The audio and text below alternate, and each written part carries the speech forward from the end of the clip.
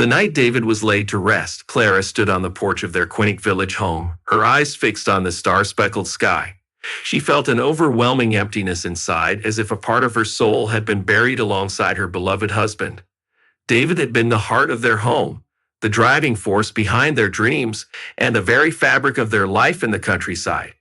Now it was up to Clara to uphold his legacy, a task that seemed almost insurmountable given her limited knowledge of farming. The farm was a sprawling piece of land nestled at the edge of the village, rich with the promise of harvest yet demanding constant, tireless labor. Clara's days began before dawn, her hands chapped and calloused from the work, and ended long after the sun had set. She threw herself into the tasks, learning as she went along, her determination fueled by the memories of David's passion for their land. One evening, as Clara was cleaning out the cluttered barn, she stumbled upon an old, dusty chest hidden beneath a pile of forgotten tools. Intrigued, she brushed off the dirt and pried it open. Inside, she found a collection of David's belongings, old photographs, letters, and a worn leather-bound diary. Clara hesitated for a moment before opening it, feeling as though she was intruding on his private thoughts. But curiosity got the better of her, and she began to read. The diary entries transported Clara to a different time, revealing a side of David she had never known. Among the entries were detailed accounts of his secret relationship with a woman named Rebecca, a relationship that predated their marriage. Clara's heart pounded as she read about their passionate romance and the child they had together, a boy named Lucas. David had kept this part of his life hidden, perhaps out of shame or a desire to protect Clara from the pain of knowing. But now, with each word she read, Clara felt a deepening sense of betrayal. How could David have concealed something so significant from her?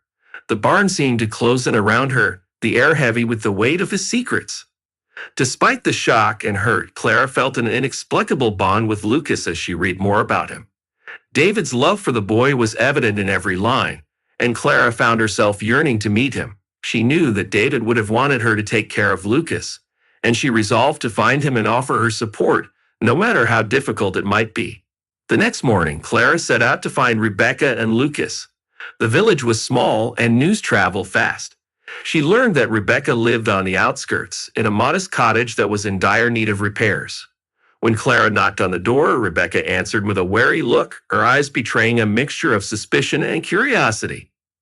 "I'm Clara," she said, her voice steady despite the turmoil inside her. "David's wife." Rebecca's expression softened slightly, but her guard remained up. "What do you want?" Clara took a deep breath. "I know about Lucas. I found David's diary. I want to help." Rebecca's eyes filled with tears, and for a moment, the two women stood in silence, the weight of their shared grief hanging between them. Finally, Rebecca stepped aside, allowing Clara into her home. The inside of the cottage was as modest as its exterior, but it was clear that Rebecca had done her best to make it a home. Lucas, a quiet, frail boy with David's eyes, sat at the kitchen table, drawing on a piece of scrap paper. Clara felt an immediate connection to him, her maternal instincts awakening as she knelt beside him. "Hello, Lucas," she said softly. "I'm Clara. I was a friend of your father's." Lucas looked up at her, his eyes wide with curiosity. "My dad?" "Yes," Clara replied, smiling gently. "I want to help take care of you." Rebecca watched the interaction, her heart itching with a mixture of relief and sorrow. She had been struggling to raise Lucas on her own, and Clara's offer of help was a lifeline she desperately needed.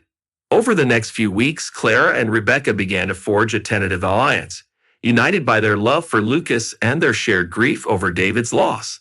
Clara spent her days working on the farm and her evenings at Rebecca's cottage, getting to know Lucas and helping with his care. Slowly, the initial tension between the two women began to ease, replaced by a growing sense of trust and camaraderie.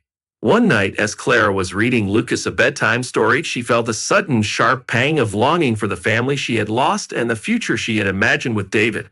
But as she looked into Lucas's eyes, she realized that she had been given a new purpose, a new legacy to uphold.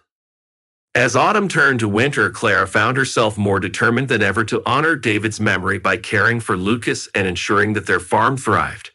She faced countless challenges, from learning the intricacies of farming to navigating the complex emotions surrounding Lucas's health and their unconventional family dynamic.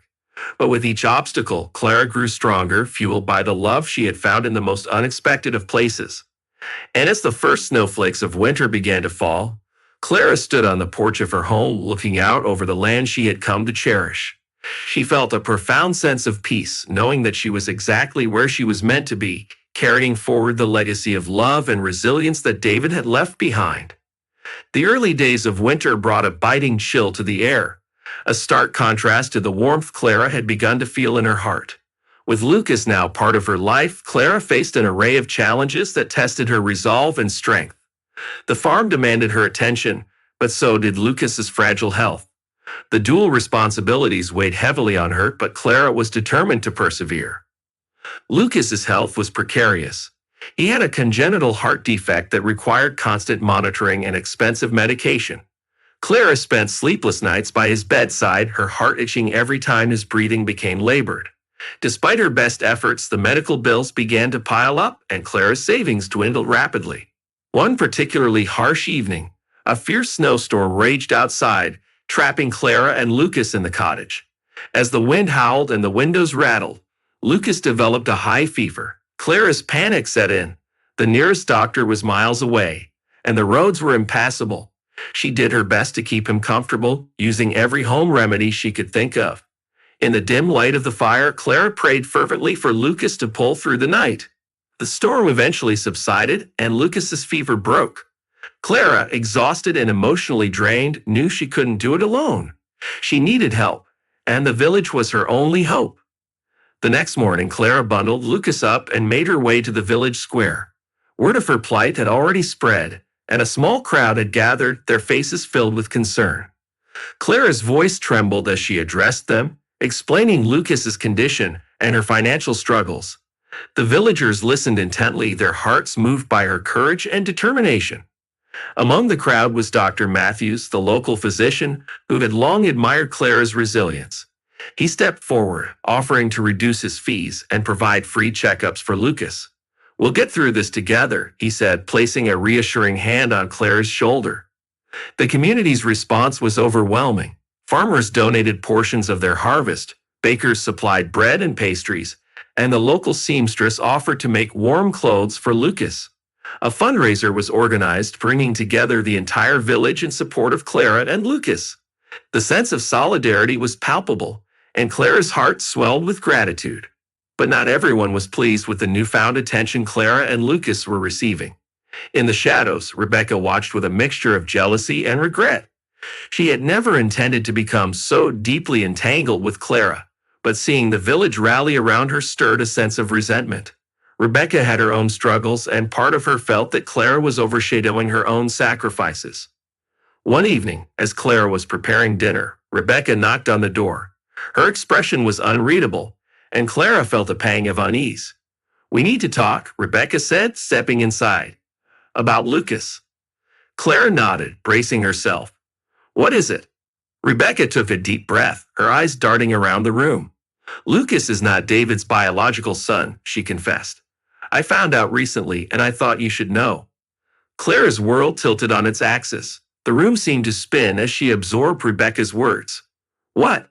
How?" Rebecca's voice was filled with regret. "It was a mistake from my past. I never meant to deceive you, or David for that matter, but I thought you should know the truth." Clara's initial shock was replaced by a fierce protective instinct. "Lucas is my son," she said firmly. "I don't care about biology. He's part of my family now, and nothing will change that." Rebecca's eyes softened, and for a moment she seemed to understand. But the tension between them lingered, an unspoken acknowledgement of the complicated web they were caught in. Days turned into weeks, and the village's support remained unwavering. Clara and Lucas settled into a routine, and with the help of the community, they began to thrive. But the revelation of Lucas's parentage weighed heavily on Clara's mind. She knew she had to confront it, not just for herself, but for Lucas's future. As spring approached, bringing with it a sense of renewal, Clara received an unexpected visitor. Daniel, a friend of one of the villagers, had heard about her situation and offered his assistance.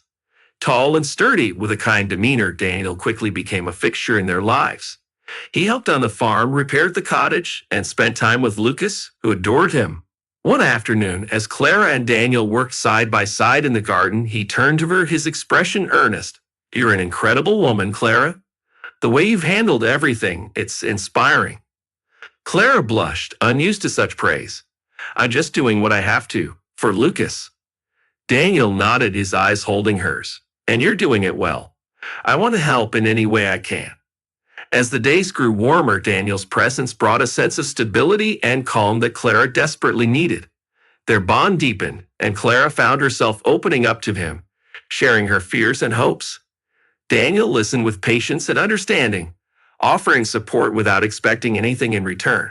One evening, as the sun set behind the hills, Clara and Daniel sat on the porch, watching Lucas play in the yard. Clara felt a sense of peace she hadn't known in a long time. She turned to Daniel, her heart full. "Thank you," she said softly, "for everything." Daniel smiled, taking her hand in his. "We're in this together, Clara. Always." With Daniel by her side, Clara felt ready to face whatever challenges lay ahead. Together, they would build a future for Lucas, turning a tragic past into a hopeful and fulfilling future. Spring had arrived, painting the village in hues of green and gold. The air was filled with the scent of blooming flowers, and the sounds of children playing echoed through the streets. Clara felt a renewed sense of purpose as she worked the land, her hands now deft and confident in their tasks. Lucas's health had improved significantly, and his laughter was a constant source of joy for her and Daniel. However, the peace that Clara had found was soon disrupted. One morning, as she was preparing breakfast, a knock at the door startled her. She opened it to find Rebecca standing there, her face drawn and eyes filled with a mixture of guilt and determination. "We need to talk," Rebecca said, stepping inside without waiting for an invitation. Clara's heart sank, fearing what might come next. "What is it?" Rebecca took a deep breath. "I've decided to take Lucas back. He's my son, and he belongs with me." Clara's world seemed to shatter in an instant. "You can't be serious," she whispered, her voice trembling. "Lucas is happy here. He's thriving." Rebecca's eyes hardened. "I know he is, but he's still my child. I made a mistake letting you take him. I want him back." The confrontation escalated quickly, voices rising in the small kitchen. Lucas, sensing the tension, ran to Clara's side, clutching her skirt. Clara hugged him tightly, her heart breaking at the thought of losing him. "Rebecca, please," Clara pleaded. "Think about what's best for Lucas. He needs stability, not more upheaval." Rebecca's resolve wavered, but she stood firm. "I've already spoken to a lawyer. I'm prepared to fight for custody." Clara felt a surge of desperation. She couldn't lose Lucas, not after everything they had been through. She needed help, and there was only one person she could turn to. Later that day, Clara and Daniel sat in the living room, the weight of Rebecca's threat heavy in the air. Daniel listened intently as Clara recounted the confrontation, his brow firm in concern. "We need a plan," Daniel said finally. "Rebecca might have the law on her side, but we have something stronger, the truth and the community." Clara nodded, her determination rekindled. "I won't let her take him. Lucas is my son, and I'll fight for him with everything I have." The following weeks were a whirlwind of legal battles and emotional turmoil. Clara and Daniel met with lawyers, gathering evidence of Clara's role as Lucas' primary caregiver. They collected statements from villagers who attested to the positive impact Clara had on Lucas's life. Rebecca, meanwhile, did not back down. She hired a high-powered attorney from the city and mounted a fierce legal challenge. The village was abuzz with gossip and speculation, the once quiet streets now filled with whispers about the impending court case. Amidst the chaos, Clara found solace in the unwavering support of her friends and neighbors. The community rallied around her, organizing fundraisers to cover legal expenses and offering moral support. Dr. Matthews testified about Lucas's improved health under Clara's care, and a local school teacher spoke of Lucas's academic and social progress. The courtroom was tense on the day of the final hearing. Clara sat beside Daniel, her heart pounding as the judge reviewed the evidence. Rebecca sat across from them, her expression unreadable. The judge, an elderly woman with kind eyes, listened carefully to both sides. She asked probing questions and considered the testimony with great care. After what felt like an eternity, she finally delivered her verdict. "While I acknowledge the biological connection between Rebecca and Lucas," the judge began, "it is clear to me that Lucas's well-being has flourished under Clara's care. The bond they share is undeniable, and uprooting him now would cause significant emotional harm. Therefore, I award full custody to Clara with supervised visitation rights for Rebecca. Tears of relief streamed down Clara's face as she hugged Lucas tightly. Daniel squeezed her hand, his eyes filled with pride and love. Rebecca looked devastated, but there was a glimmer of understanding in her eyes. She nodded silently and left the courtroom without a word. With the legal battle behind them, Clara and Daniel focused on building a stable and loving home for Lucas. They celebrated the victory with a village-wide feast, a joyous occasion that marked the beginning of a new chapter in their lives. As the seasons changed, so did Clara's life. The farm thrived under her and Daniel's care, and Lucas grew stronger and happier with each passing day. Clara and Daniel's relationship deepened, and they decided to marry in a small, intimate ceremony attended by their closest friends and family. On a beautiful summer's day, Clara walked down the aisle, her heart filled with joy and gratitude. She looked into Daniel's eyes, knowing that together they had overcome incredible odds. As they exchanged vows, Clara felt a profound sense of peace, knowing that she was exactly where she was meant to be. Their life was not without its challenges, but with love, determination, and the support of their community, they faced each obstacle with strength and resilience. Clara's journey from grief to joy had been a difficult one, but it had also been filled with unexpected blessings and new beginnings. As the sun set on their wedding day, Clara stood with Daniel and Lucas on the porch of their home, watching the fireflies dance in the twilight. She felt a deep sense of contentment, knowing that David's legacy lived on not just in the land they tended, but in the love and family they had built together. And in that moment, Clara knew that no matter what the future held, they would face it together, united by the bonds of love and the unbreakable spirit of their shared journey.